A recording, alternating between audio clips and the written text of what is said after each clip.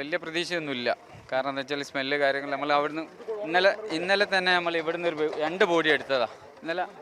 മെന്നാന്ന് ഇവിടുന്ന് 2 ബോഡി എടുത്താണ്, അവിടുന്ന് ഒരു ബോഡി. പക്ഷേ അവർക്ക് ആ ബോഡിനോട് അടുക്കുമ്പോണ്ടാകുന്ന ഒരു സ്മെല്ലുണ്ട്. ആ സ്മെല്ലൊന്നും നമുക്കിപ്പോൾ ഇത്രയും അടിഞ്ഞു കിടക്കുന്നതിൻ്റെ ഇടയിൽ നമുക്ക് ആ സ്മെല്ല് ഫീൽ ചെയ്യുന്നില്ല. സൈനിക ഉദ്യോഗസ്ഥർ എന്താണ് നിങ്ങളോട് പറഞ്ഞത്? അനുസരിക്കാന്നല്ലാണ്ട് സന്നദ്ധ സംഘടനാ പ്രവർത്തകരാണ് ഞങ്ങൾ, ഡിവൈഎഫ്ഐൻ്റെയൊക്കെ, അതുപോലെ പല സംഘടനകളും ഉണ്ട്. അപ്പോൾ വലിയൊരു നമുക്ക് ഈ ദുഃഖവേളയിൽ പോലും നമുക്ക് പങ്കുവെക്കാൻ പറ്റുന്നത് ഈ നിങ്ങളുടെ ഒരു ജീവൻ തന്നെ പണയം വെച്ചുകൊണ്ട് തന്നെ നിങ്ങൾ ദൗത്യത്തിൽ ഏർപ്പെടുന്നത്. ഞങ്ങളിത് കേട്ട സമയത്ത് ഞങ്ങൾക്ക് നിപ്പ് പോരായിട്ട് ഞങ്ങൾ കോഴിക്കോട് താമരശ്ശേരിന്ന് പോകുന്നതാണ്.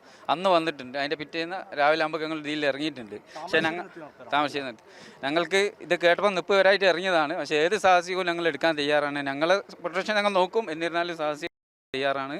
പ്രശ്നമില്ല. വലിയൊരു ബോഡി സ്കാൻ ചെയ്ത് ഇവിടെ ഉണ്ട് എന്ന് പറഞ്ഞാൽ അത് തീരുന്ന വരെ എടുക്കാൻ വേണ്ടിയാണ് ഞങ്ങൾ നോക്കിയത്. പക്ഷേ ഇനി കുറഞ്ഞ ഒരു ഭാഗം കൂടി മണ്ണ് നിൽക്കാണ്ട്. എന്നിരുന്നാലും അതിലേക്ക് അടുക്കുമ്പോൾ ഒരു ബോഡി ഉള്ളതായിട്ട് ഞങ്ങൾക്ക് തോന്നുന്നില്ല. കാരണം എന്താ വെച്ചാൽ ഇന്നലത്തെ പറയില്ല, ഇന്നലെയൊക്കെ മണ്ണ് എടുക്കുന്ന ഒരു ബോഡിയോട് അടുക്കുന്ന സമയത്ത് നമുക്ക് നല്ല സ്മെല്ലുണ്ടായിരുന്നു. ആ സ്മെല്ലൊന്നും ഇപ്പോൾ ഫീൽ ചെയ്യുന്നില്ല. ദൗത്യം നാളെ പുനരാരംഭിക്കൽ കൂടെ ഉണ്ടാകും. തീർച്ചയായിട്ടും. ഞങ്ങൾ അന്ന് പറയില്ല, ഇത് കേട്ട സമയത്ത് ഞങ്ങളുടെ നാട്ടിൽ ചെറിയൊരു പ്രളയത്തിൻ്റെ ഇതുണ്ടായിരുന്നു. താമരശ്ശേരി ഭാഗങ്ങളിലൊക്കെ അന്ന് കഠിനമായിരുന്നു. വരാനുള്ള ഒരു ചാൻസും ഇല്ലാണ്ടായി. റോഡൊക്കെ ബ്ലോക്ക് ആയതുകൊണ്ട് പിറ്റേന്ന് രാവിലെ തന്നെ ഞങ്ങൾ ഇവിടെ എത്തി. അന്ന് മുതൽ ഇതിലുണ്ട്. അന്ന് വന്നാണ് 3 ബോഡി ഇവിടുന്ന് എടുത്തത്.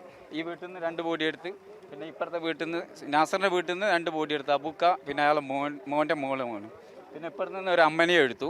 സ്കാനിങ് പോലും പറഞ്ഞെങ്കിലും പക്ഷെ നമുക്കൊരു ചാൻസ് കാണുന്നില്ല. ഇറങ്ങിയപ്പം ഫുൾ ബ്ലോക്ക് ആയിരുന്നു. വെള്ളം പോലും വരാത്ത സമയമായിരുന്നു. ഇപ്പോൾ വെള്ളം ചാടിയാകുന്നുണ്ട്. ഇപ്പോൾ തുറന്നിട്ടതാണ്. ചെറിയൊരു ഭാഗങ്ങളിൽ കുറച്ച് മണ്ണുണ്ട്. ആ മണ്ണ് നീക്കാൻ കൂടി അല്ലായിരുന്നു. പക്ഷേ ഉദ്യോഗസ്ഥന്മാർ നിർത്താൻ പറഞ്ഞാൽ പിന്നെ നമുക്ക് നിർത്തല്ലാതെ ഞങ്ങളെ സംബന്ധിച്ചിടത്തോളം പറയുന്നില്ല. നമ്മളെ പ്രൊട്ടക്ഷൻ അല്ലേ. എന്തായാലും വ്യക്തത വരികയുള്ളൂ. എന്തായാലും പരിശോധന അല്ലെങ്കിൽ തുടർ പരിശോധന അവസാനിപ്പിക്കുന്നില്ല.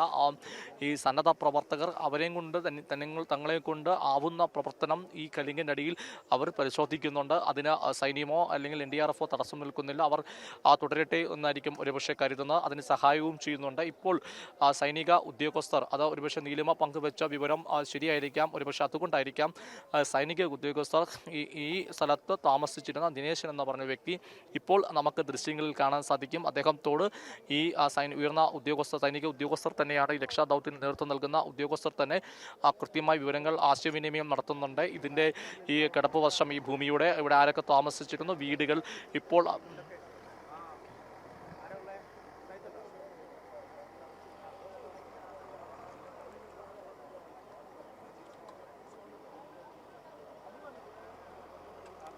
അഖിലേഷ കലുങ്ക് കാണിക്കാൻ കലുങ്ക്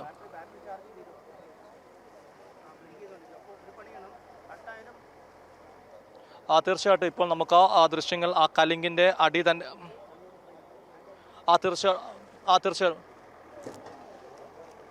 തീർച്ചയായിട്ടും നിലിമ, നമ്മൾ ഇപ്പോൾ നിൽക്കുന്ന ഞാനും ക്യാമറമാൻ ഉൾപ്പെടെ നിൽക്കുന്ന കലിങ്കിൽ നിന്ന് ഏകദേശം 2 മീറ്റർ മാത്രം വ്യത്യാസത്തിലാണ്. ഇപ്പോൾ കലിങ്ങിൻ്റെ ഉള്ളിലേക്ക് കയറി പരിശോധന നടത്താനുള്ള ശ്രമമാണ്. സന്നദ്ധ പ്രവർത്തകരാണ് ഇപ്പോൾ കലിങ്ങിൻ്റെ ഉള്ളിൽ പരിശോധന നടത്തുന്ന ആ സന്നദ്ധ പ്രവർത്തകരുടെ ദൃശ്യമാണ് കാണുന്നത്.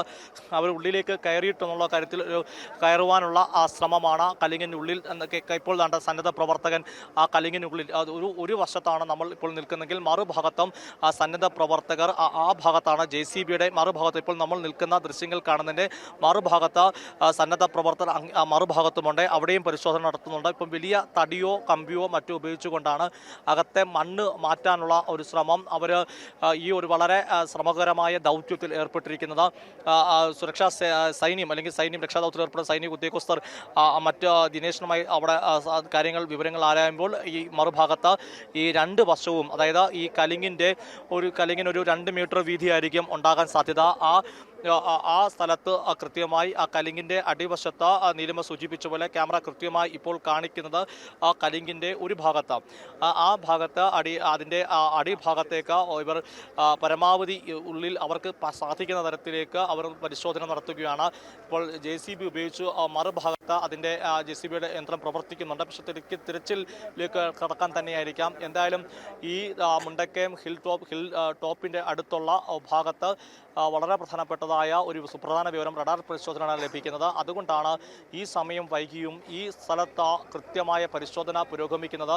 നിലിമ, നമുക്ക് ഈ സമയത്ത് പങ്കുവെക്കാൻ മറ്റൊരു കാര്യം, മഴ ഇവിടെ നല്ല മഴ ഇടയ്ക്ക് ഇടവിട്ട് പെയ്യുന്നുണ്ടായിരുന്നു. എന്നാൽ ഇപ്പോൾ മഴ മാറി നിൽക്കുന്നൊരു സാഹചര്യമാണ് ഉള്ളത്. അത് ഈ രക്ഷാപ്രവർത്തനത്തിന് അനുകൂലമൊരു സാഹചര്യമാണ്. ഒരു വെളിച്ചവും ഇപ്പോൾ മങ്ങിയിട്ടില്ല. ആളുകൾക്ക് ഈ 6 മണി കഴിഞ്ഞെങ്കിൽ പോലും ആ രക്ഷാദൗത്യത്തിൽ കൃത്യമായി ഏർപ്പെടാനുള്ള സാഹചര്യമുണ്ട് എന്നത് ഒരു അനുകൂല വസ്തുത തന്നെയാണ്. ഇപ്പോൾ സൈനിക ഉദ്യോഗസ്ഥർ എന്തായാലും ഈ അടുത്ത് തന്നെയുണ്ട്. അവർ ഈ JCBയും ഈ കലിങ്ങിൻ്റെ അടുക്കിലേക്ക് എത്തുന്ന ആളുകളെ തടയുന്നുണ്ട്. അവർ കടന്നു പോകാൻ സമ്മതിക്കുന്നില്ല.